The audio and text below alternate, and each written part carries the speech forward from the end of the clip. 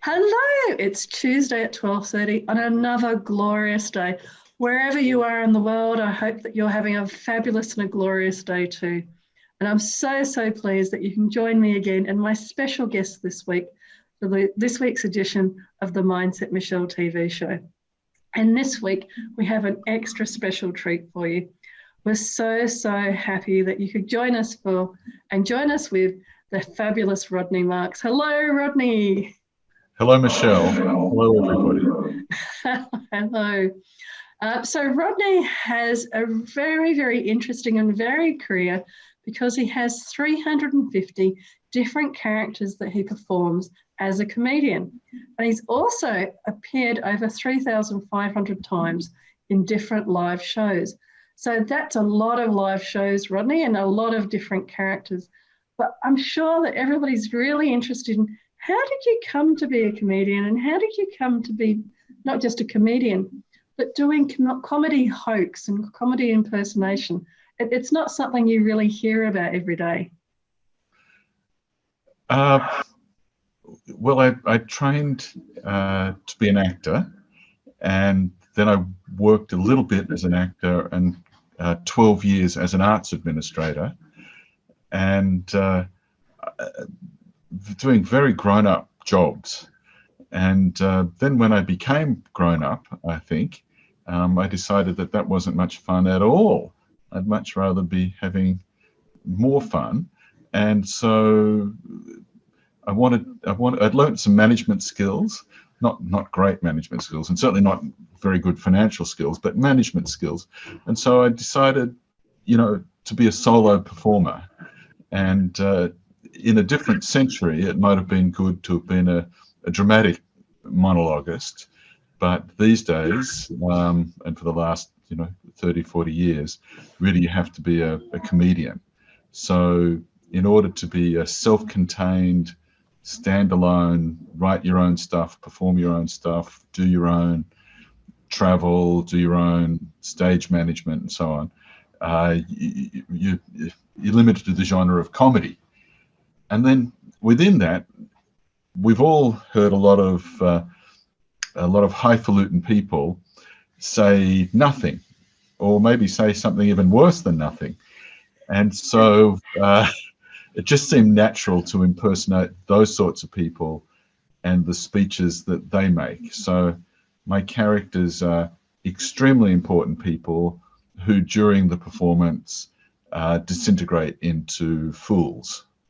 And so, it can be a managing director or a psychiatrist or a judge or a politician or a chief executive of a government department or a charity, and or a religious person, religious minister, and they all disintegrate. Of course, not all of these people in real life are fools, but a number of them are, and we shouldn't suffer them gladly. So I do comic monologues at all sorts of events. Wonderful. And like I said, I don't think many people have really heard it described in that way. I know that people think of stand-up comedy typically when they think of comedy. And also with what you do, there'd be a lot of observational and commentary. Do you think that you've always, what was it from your background that led you to be interested in that kind of observational comedy? I suppose a very dramatic family life as a child, which is now a long time ago. I'm going to be 65 this year. Here's a fun fact. If you develop Alzheimer's before you're 65, it's called early onset. But once you turn 65, it's just dementia. So in October, if I start becoming forgetful or losing my line, well, actually, as an aside, the great thing about being a monologuist is that if you lose your lines, no one knows but you. So I like that. I commend that to your audience. Well, like a professional speaker, I suppose, or a counselor or a coach, you really have your own agenda that you don't share with anyone else. You can beat yourself up afterwards if you, oh, darn, I forgot to ask that question, if you're a coach, I suppose, or I forgot to do that funny line. But no one else knows, so it doesn't matter so much. Of course, if you're an actor and you forget to feed someone their line, it's a catastrophe. That's terrible responsibility. Yeah. Yeah, it's a very, very different world. And I think it's interesting then, because you again would have this different lens by creating so many different characters and looking at life and what people are saying rightly or wrongly. How does that feed in then to what you define and what you think of as success for you and in your life? Well, I don't feel successful or unsuccessful, really. It's satisfying not to have a day job and never to have had a day job in the last 30 plus years. So I guess that's good. A lot of entertainers have to do something else, maybe something that's not too draining on their creativity, just something they can be automatic at. Taxi driving or Uber driving or that sort of thing. Although a lot of comedians these days are professionals, doctors and lawyers and accountants and engineers and architects and so on. I think it would be hard to have that parallel life.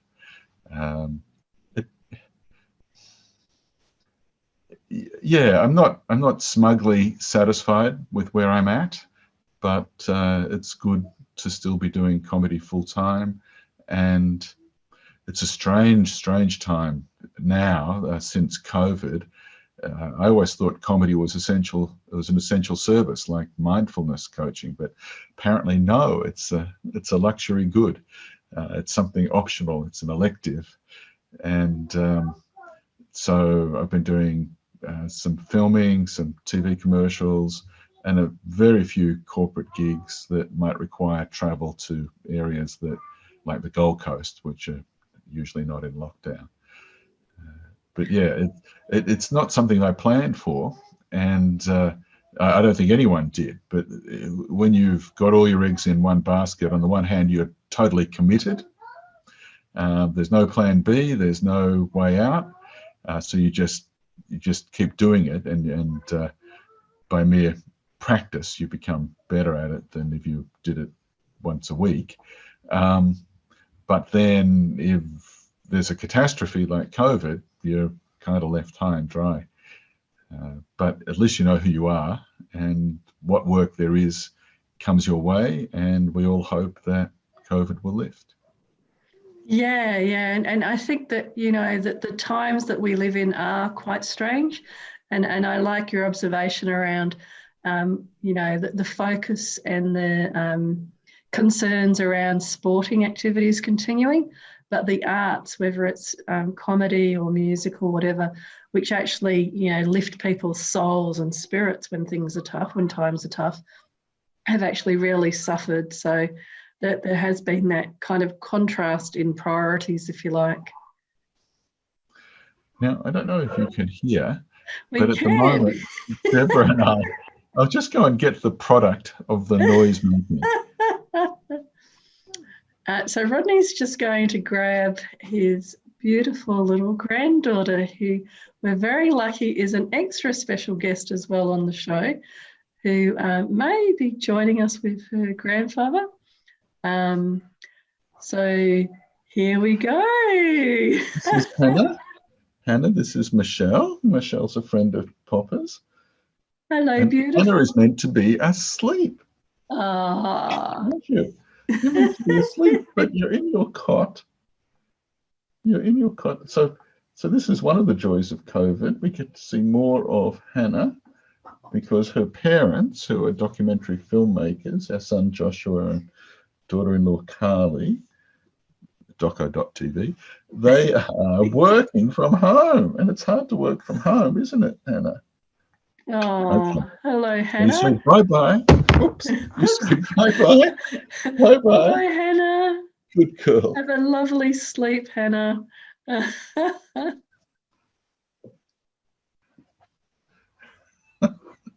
That's beautiful. Well, thank you for sharing. I must credit Hannah as a guest appearance on the show today. Yes, she's a delight, and it is yes, it's the um, the reward for being a parent. Yeah, to be a grandparent. You know why Beautiful. grandparents and grandchildren get on so well? Common Why? enemy. Common enemy. And so on. There's a new repertoire of gags. Yeah.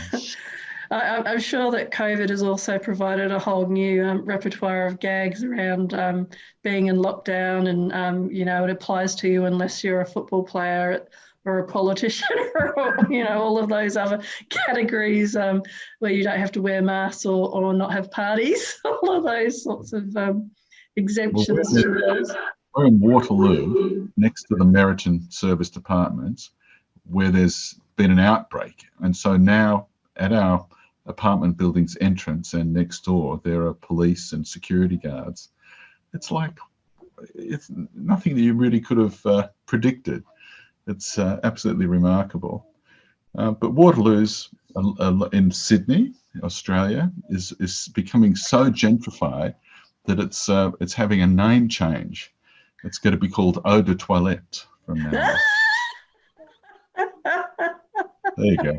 There you Instead go. of being about the water in the loo, it's going to be about That's the it. toilet. That's gorgeous. Yeah. And in preparing for today, a lot of the people and a lot of the comments I was seeing in social media, people were interested in how you can use that kind of humour or making those observational comedies in the workplace. And so if we turn now and look at, well, what is some of the keys? You've had quite a long and distinguished career. What would be some keys around mindset that you would say would be gifts that you could give to people about how to get through, your world turning upside down because they decided to have a party in the building next door to you. So you can't plan for all of these sorts of things. What would be some of your tips? Well, I've observed, of course, people using humour successfully and unsuccessfully, and those who use it successfully generally are self-deprecating.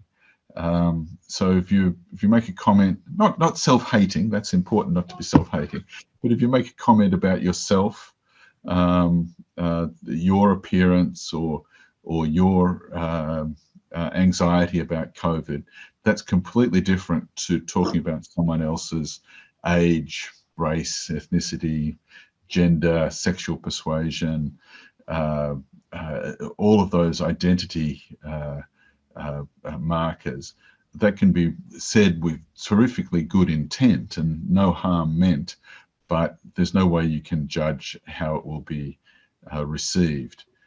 I think whether professionally or just as a general human being, telling a joke is an act of courage, because sometimes joke telling will fail and you look like an idiot.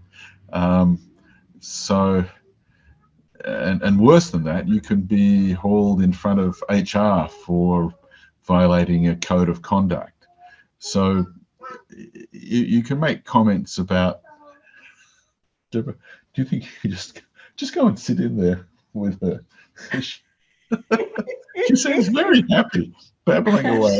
Very happy. She's doing her own personal monologue.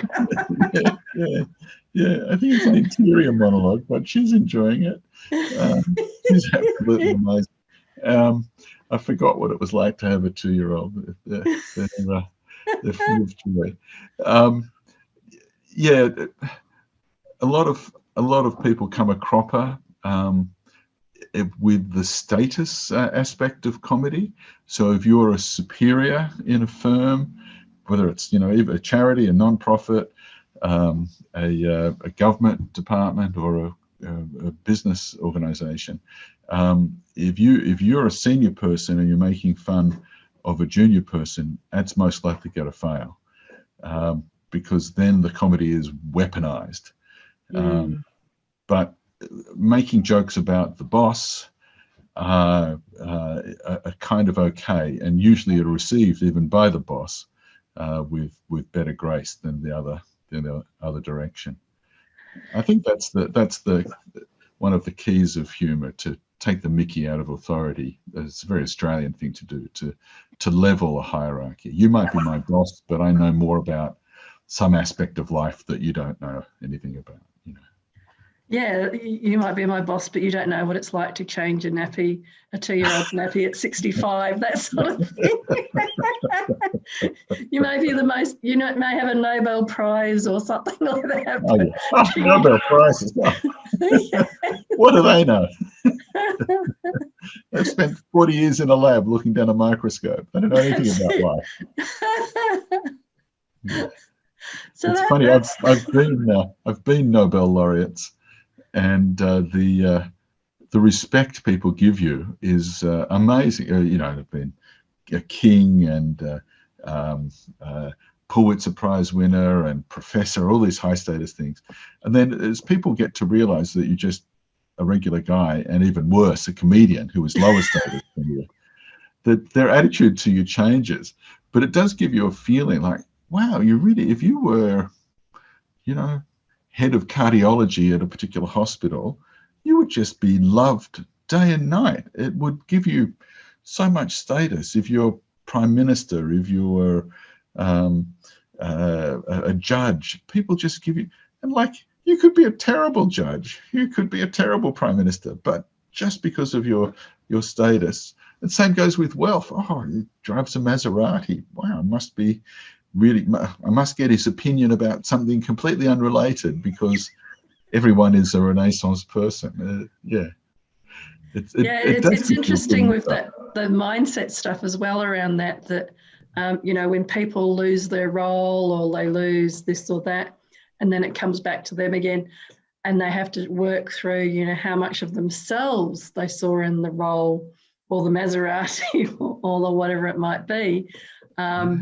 And they lose sight of their value as a person outside of those roles or the Maserati. But you're right, it's a two-way street, because the world around them treats them differently. Yeah. In fact, I used to do little experiments, and I will still every now and then do. But I remember going into the bank and dressing casually and going, oh, they're treating me badly. This was back in the days when we used to go into the bank in person. And then going in dressed up in a business suit like now, and going, oh, okay, yeah, this is really interesting. I'm the same person, same amount of money in the bank, but just the perception, because of how I was dressed, just completely changed how they behaved and treated me. Well, that's fantastic. You didn't need to do character comedy to come to that conclusion. No, it didn't take 350 attempts or 3,500. That's pretty impressive. So what would be another tip that you might want to share with people about creating that successful mindset? Well, through the use of humor, you can kind of role play to the extreme. So customer service, which you've alluded to, is one way of doing it. It is for NAB a couple of years ago. I was an ultra high net worth individual talking to a room full of bankers dealing with personal wealth management, and someone came up to me and said, what's it like being a high net worth individual? I had to correct them. I said, no, I'm an ultra high net worth individual. And apparently the cutoff is if you have $50 million disposable, ready to allocate to any particular bank. And they were so apologetic, and it's like, it's just so if you feel bad, you can just pretend to be an ultra high net worth individual, and don't even tell anybody. It just washes over you. It is a bit of don't you know who I am? The classic joke. The Prime Minister goes to a nursing home and says to an elderly resident, "Do you know who I am?" And the lady says, "No, but if you ask sister, she'll tell you." And I just, so many people in many different ways tell you don't you know who I am? They drop that they've just been on a holiday somewhere glamorous, or that they've bought a glamorous item, or that, you know, they're prestigious in their clothing, which is just a costume, of course, as you alluded to. Uh, the suburb they live in, the school, especially in some towns in Australia, for instance, if you're in Melbourne or Adelaide, it's very important that you mention the high school you went to. You know, on the Gold Coast or Sydney, it's important to mention the suburb you live in, all of that kind of nonsense. But, you know, not to be too impressed by it. And to know Yeah, who I'm you sure are. it's asking anybody that lives in Mosman about wealth management advice or something like that, because they live in Mosman, yeah. Well, if you can't marry well, at least divorce well. I think that's the trick, eh? that's the truth. Yeah, yeah. It's never too late to divorce well, but of course you have to marry well to start with. You do. And Well, I like there's that about role playing, because again, in my world, it would be acting as if, so building that confidence. So you role play, you know, somebody that's confident going for the job that you want to get, or role play getting the clients that you want to get by actually, like we're alluding to, but, you know, presenting the image that you think the client wants to see, so that they then buy the services from you or buy the products from you as the ultra net high worth in whatever field that you're in. I can see that you're kind of like a theatre director, Michelle. I can see that, and your colleagues are the actors, and you're giving them motivation tips and scripting tips and movement tips. I can see that. You're also a bit of a choreographer. Yeah. That's it. That's it. Well, you know, as Shakespeare says, life's a stage, and we're all just going through the different acts of that stage. Yes, yes, yeah, yeah. He was so wise, amazing. He invented the human being. He did. He said a lot of different profound things at the time. And a third tip, maybe, what would be a third thing that you might share with people today? Um, you know, sometimes I go for auditions for a TV commercial or something, and there's no connection with how I feel I did, and how and whether or not I get the work. And you never know whether you get the work until some time afterwards, or almost never. And so I have a database for my comedy performances, and I self-evaluate, and I also rate what the client says. So my self-evaluations go from pathetic to okay to good to great to career high, of which there are very few, obviously, by definition. Um, and the client's feedback, which could be booking for another gig or a testimonial or something like that. The client's feedback, I just rate, you know, A, B, C, D, E. And there is no overlap. There is no overlap. It's amazing. I've over thousands of performances. So either I'm too self-critical, or a lot of time the people who book a comedian, it's their first and perhaps their only time when they ever book someone. So either they expect them to be brilliant, or they have no expectations, you know, and it's easy for you to exceed those expectations. It's just like you're forever educating clients on what to expect.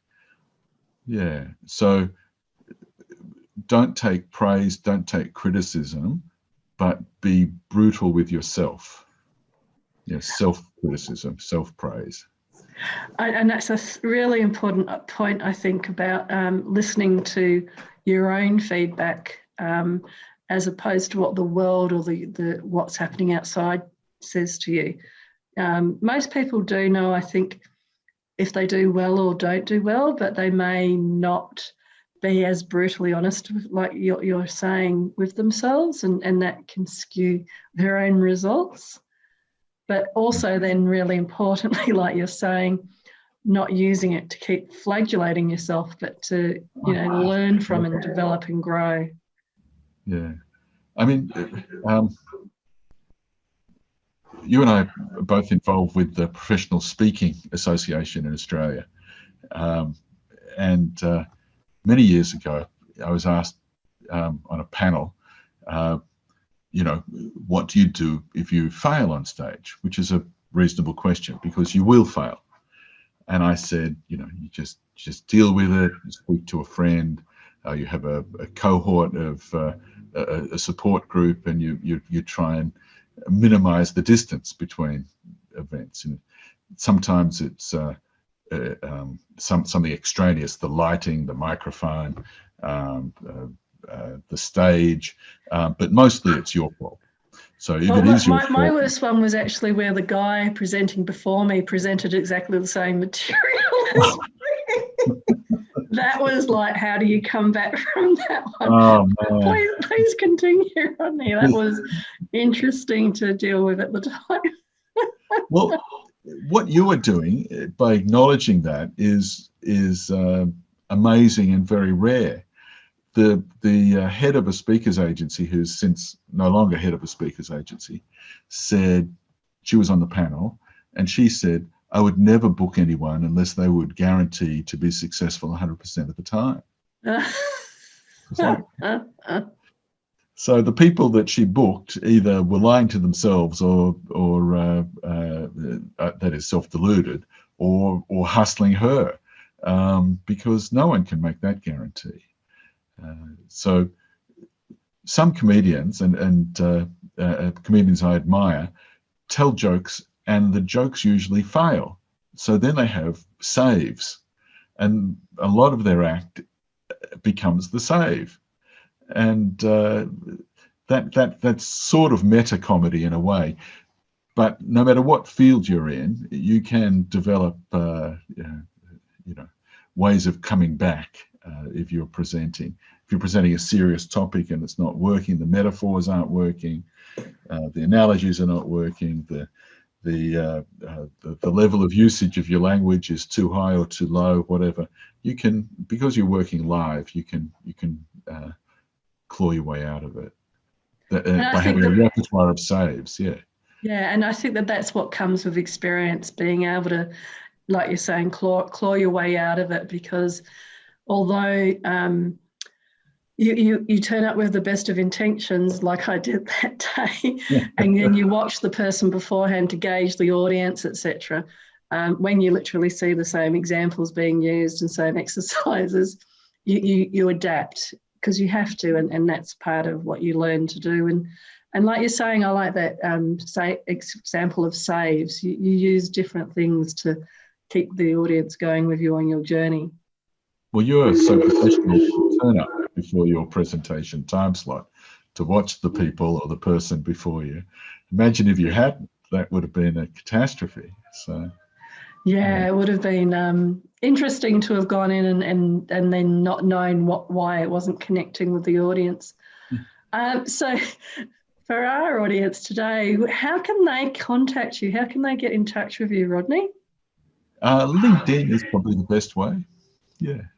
So if they go to Rodney Marks on LinkedIn, then that's the best way to connect. Fabulous. And if you were to give some advice to that younger Rodney who was studying theatre and doing all of that very hard work, learning scripts and everything, what would you say to your younger self? What advice would you give your younger self? Probably to be less in awe of one's teachers and more in awe of the audience. So yeah, the audience are co-creators in comedy and maybe in other live presentations as well. They help you with your pausing and with your material. But I was very over-influenced by my teachers who, on reflection, you've got to follow the money. They're being paid by a university, not by the audience. Yeah. And so, yeah. And maybe their view of the world was a generation out of date. It's quite good being a comedian, because you don't seek approval from intermediaries. But unfortunately, that's it for today. So thank you so much for coming on the show, Rodney. Thank you, Michelle. I appreciate it. I'm a big fan of yours, and I know you visited my family and myself at our work at Fox Studios. And it was good to see you there. Hope to see you there again. It was my honour, and thank you so much. It was really beautiful to meet the baby and everybody in person. And but thank you for your time, Rodney, and to everybody out there, from my heart to your heart, be great, be fabulous, and be you.